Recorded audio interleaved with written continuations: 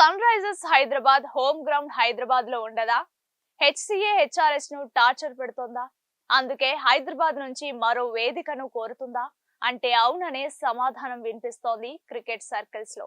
దీనిపై తెలంగాణ సీఎం కూడా విజిలెన్స్ దర్యాప్తుకు ఆదేశించారంటే ఇష్యూ చాలా సీరియస్ గా ఉందని అర్థమవుతోంది.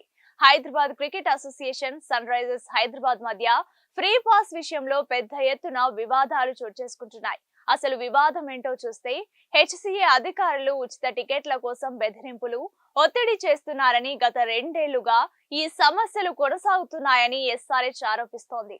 మార్చి 27న కూడా హెచ్సిఏ హెచ్ఆర్హెచ్ మధ్య గొడవ జరిగినట్లు తెలుస్తోంది.